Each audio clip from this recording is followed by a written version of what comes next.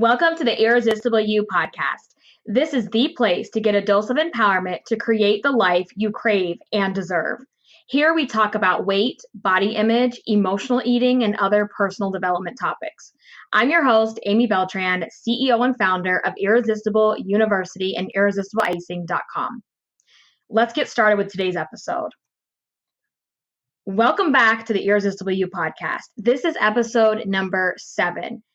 And today I'm going to be talking about some topics within the body positivity world that are sometimes not always the most popular opinion. And I'm okay with that because the reason I got into doing what I do, which is empowering women to create irresistible lives by breaking down the bullshit barriers with body image and all the feelings that are wrapped up in our weight. I got into this not because it's a trending term online or it's a trending hashtag. I do this because I live this. This is my journey and this is my story. And this is what I get so fired up about and so passionate about. And it's my purpose here in this world to share my stories and the things that I've gone through so that I can hopefully empower you to create the life that you know that you deserve. And I have a different outlook than some of the people who are in this space. And I want to share that with you today because I have been seeing so many people jumping on the train around body positivity, body image, emotional eating, binge eating, because they think it's popular, because they think it's going to raise their page views or their podcast downloads or their dollars at the end of the day. And that's not why I'm here. And I hear a lot of these, and I'm not saying everyone is in it for those reasons, but what I've been noticing is a lot of dangerous and false information that's being shared that is not helpful to someone in this situation. And if you have never, so first of all, let me just get one thing clear. When we talk about body image and how we see ourselves and our bodies and our skin, that is completely different than someone struggling with a legit weight problem, right? Because body image doesn't discriminate. Thin women, medium-sized women, fat, chubby, obese, all of us at some level have some body image hangups in the way that we view our bodies. So that is not what I'm talking about today. What I am talking about is weight, and I'm talking about weight for people like myself that have struggled their entire life or a majority of their life and have always been the token, quote unquote, fat girl. I am talking about the women who have tried a million diets and their weight is not just a vanity thing, but it's actually affecting their lives. And I hear so many people in this industry saying, you know, to kick binge eating, stop, you know, just focus on intuitive eating. You can be healthy at any size and you should never intentionally try to lose weight. And I am here today, as I've done in the past, to call bullshit on all of those things. Because so many people that are spreading that message have never walked a day in our shoes. They have no idea what it feels like to be humiliated, to be ridiculed because of the size of your body. They have no idea what it feels like to walk into a restaurant or walk into anywhere that has chairs and tables, and the first thought that goes across your mind is, oh my God, am I going to fit? Am I going to break the chair? They have no idea what it feels like to walk into a mall with hundreds and hundreds of stores. And before you even go in there, you already know that literally nothing in that mall is going to fit. They have no idea the humiliation of sitting in a dressing room, not because you don't like how something looks on your body. That's kind of different. They don't know the humiliation of nothing fucking fits. And yeah, I'm going to be using some language today, so get your earbuds on because I'm fired up, guys. They have no idea what that feels like. They have no idea what it feels like to be terrified to go to school every day because everyone's going to call you fat girl and pig and tub of lard and fat ass and all of these disgusting names. And let me tell you something. If you've never walked a day in our shoes, you don't get to tell that story because, honey, it is not yours to tell.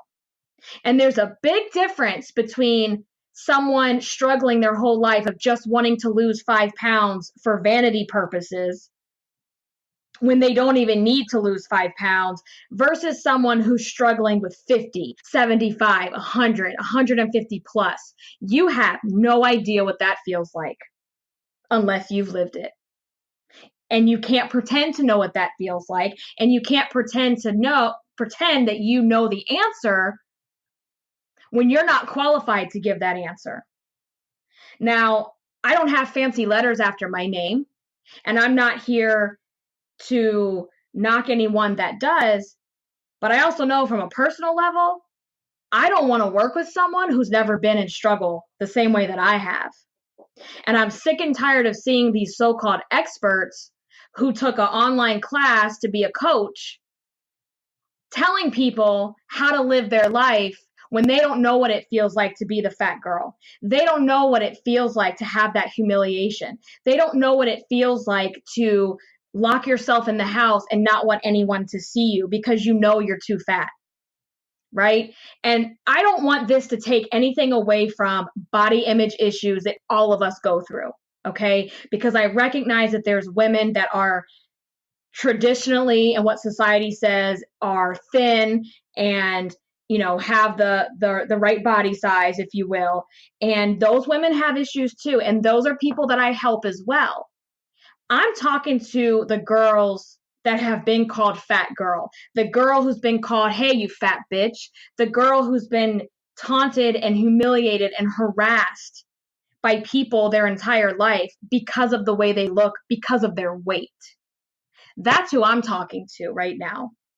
And people that have struggled with their weight all of their life, like myself, are typically binge eaters and emotional eaters.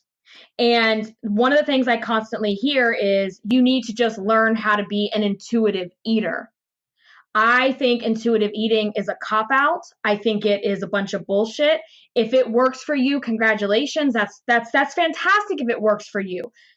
And I'm speaking from a place of someone who tried intuitive eating and it did not work for me, okay? Intuitive eating means you're just supposed to listen to the signals in your body. You're just supposed to know when you're full. The problem is when you're a chronic, lifelong binge eater, you don't know how to listen to your body because your body has always told you to eat until you want to puke, to eat everything in sight, to eat all the sugars, all the carbs, all the comfort food. That's what your body tells you to do. And there is some level of, like, when you're in recovery with binge eating, you do have to start listening more to the signals in your body, but you can't solely just rely on intuitive eating. And I hear them say, just let everything go that you've ever thought about food for a while. Your weight's going to fluctuate up and down. And let me tell you something. I tried intuitive eating. I gained, I don't know, like 30 or 40 pounds trying to do intuitive eating. So I'm coming from a place of saying, if you have always been the fat girl, if you have been struggling with a significant amount of weight most of your life, you need parameters in your eating plan. I know I do. Now, that is different than saying you're on a diet, you can only have X, Y, and Z. And you know what? Sometimes there are trigger foods. Like, let's be real and put that on the table and stop acting like there aren't things called trigger foods, because there are. So intuitive eating to me is not something for someone in recovery from binge eating or emotional eating that is something you should be directing them to go do, because that's going to cause you to gain more weight. And when I hear people saying, just listen to your body, well, my body's telling me, girl, go eat you some cheeseburger, go eat you some milkshakes, go hit up that drive-through. That's what my body's telling me. And even when I'm in a good place, it gets better with time. But what I'm trying to say is, if you need to have parameters around what you're eating, and when I say that, let me just use myself as an example. I make it very well known that I don't believe in like crazy fad diets. Okay. I've tried them all. I am a huge believer and practicer of, if that's even a word, of Weight Watchers. Some people are going to call that a diet. That's okay. Weight Watchers has taught me a lifestyle. It has taught me, hey, you like icing? Girl, you can eat that icing. Oh, you like cheeseburgers? Yep, you can have that too. It has taught me moderation. It has taught me not to binge because I have a daily and weekly allotment of points that I get to pick and choose what I'm going to eat. I have learned to be so much more healthier in what I choose to eat, and it helps me with my binging. So having a healthy boundary and parameters around what you're eating, if you're a binge eater or an emotional eater, you need to have those, because otherwise I know how it feels. You're going to feel completely out of control. You're going to feel completely out of control if you're supposed to just all of a sudden, after all these years in your life, trust your body to make those choices for you, because I know what your body's going to tell you.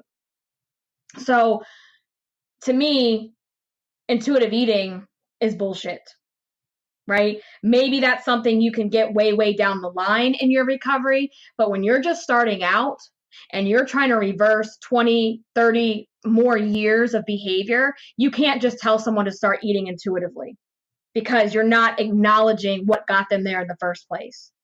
Okay. The second thing I hear constantly is health at every size. Now I'm hearing health at every size from the skinny women on one side, and I'm hearing health at every size from extremely obese women on the other side. And I'm going to call bullshit on it for both sides. Can you be healthy at any size? Yes, to an extent. And let me explain. At my largest weight, I was constantly winded. I could not zip my boots up over my ankles. I could not go up and down stairs without feeling tired. I was constantly wondering if I was going to fit in chairs, roller coasters, airplanes. I was right on that border of teetering of I almost am not going to fit in those things. And while my physical health is causing that, that takes a big toll on your mental health. So saying you can be healthy at every size is not really a good statement to be saying, because having that much weight on your body, it is a scientific fact that it is crushing your organs, it's pushing them down, it's leading to diabetes type 2, it's leading to high blood pressure, it's leading to clogged arteries. That is just science, people. And I am sick and tired of people trying to deny that that is just what it is. You know, if you're going up the scale and up the scale and up the scale, that weight is going to take a toll on your health. You're not going to be able to run a certain distance. You're not going to be able to bend over without feeling like you're going to pass out. So to tell people health at every size, I feel like that's a cop-out to say, it's okay. You don't have to try. You don't have to keep doing this. Just accept who you are and be where you're at. Okay. You know, my message is to love yourself, to feel irresistible no matter your weight. But if your weight is affecting your physical health, your mental health, and your emotional state, then it's okay to do something about it. And you should be doing something about it in a healthy, balanced way, because otherwise that's going to take you down a really bad road down in the future. So health at every size, I said, can you be healthy at every size? And I said, maybe. Let me explain. I'm never going to be skinny. I'm never going to be society's version of thin. And I'm so okay with that now. I love my body type. I love to be curvy. I have a little bit extra fat on me right now than I'd like to have. And I'm working towards becoming healthier and getting that off. So at my ideal state and my ideal body, to someone else, they're going to think I'm fat. They're going to think I'm unhealthy just by looking at my body. But I know I carry a high number on the scale, even at my healthiest size, even at my healthiest, like where I've been in the past. So I do believe that you don't have to be a size 2, a size 4 to be considered healthy, because I know plenty of people that are thin that way, and they are so unhealthy. So that statement I feel like has a big caveat that goes with it because it's not necessarily true. Because I will argue with you all day long that you cannot weigh 300, 400, 500 pounds and be healthy at that size. It's not possible. The next thing I hear constantly is that intentional weight loss is wrong. It means you're disordered. It means you don't love yourself. And that's bullshit too. Because again, that's telling people just give up, just accept where you are, don't better yourself, health at every size. Remember, so you really shouldn't need to lose weight intentionally. There is a difference between dieting in an unhealthy way and losing weight in a balanced, aligned way. Those are two separate things. And so you can still lose weight and not hate yourself. I'm in a place right now. Could I stay where I'm at? Yeah, sure.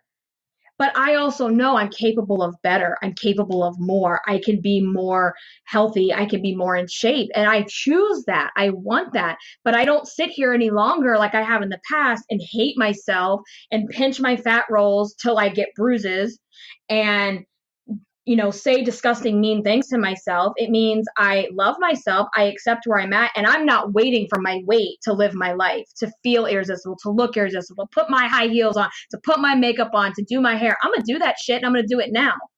And you should be doing that now too. I don't care how much you weigh.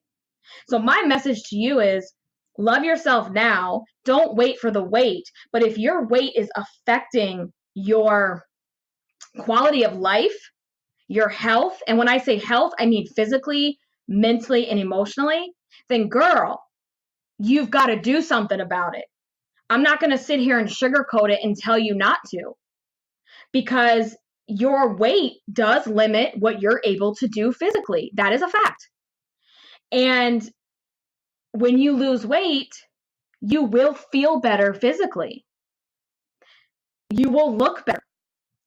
And to keep denying that, to me, is really dangerous that these people are saying.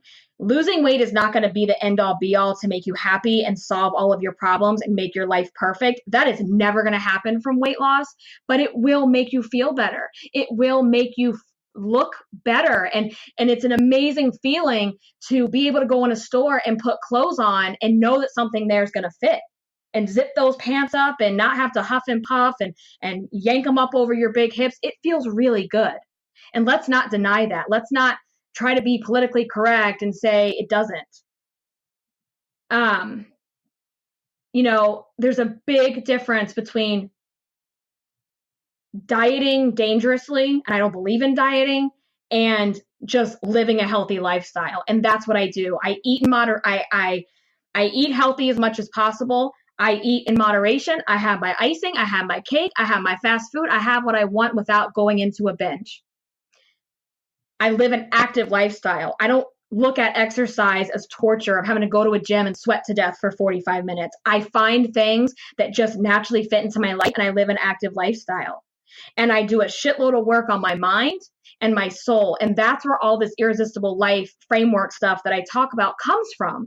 Because until you can look at it as not just you stepping on a scale, it's never going to work. You're going to keep the yo-yo going. You're going to keep hating yourself. You're going to keep feeling like you're not good enough because of your weight. And I want to say that if you're on a weight loss journey, that's awesome. That's fantastic. But love yourself in the meantime. Don't wait for the weight to get dressed up, to go to an event, to talk to people that you want to talk to. Don't wait for the weight. You are fabulous now. You are irresistible now, and you'll be irresistible and fabulous when you lose weight too. So I hope that makes sense. And, guys, that's my opinions. That's what I feel. That's what I practice. That's what I believe. And if you feel the same way, keep rocking with me, because I'm going to be talking a lot more about this. I have so much to share. And I share this and I can say all this from a place of knowing, because I walked in those shoes and I'm still walking in those shoes. I'm not just saying things because I have bullshit letters after my name and that I'm just pretending to know what you're feeling. No. I get it. And I'm here. You got this. We both got this. And if this resonated with you, share it. Let people know about the podcast. Go over and leave a rating and review on iTunes so that more women can find this message and this podcast. I love you guys. I appreciate you. Show me your pics on Instagram, hashtag it irresistibleyou, and stay irresistible. And I will talk to you in the next one.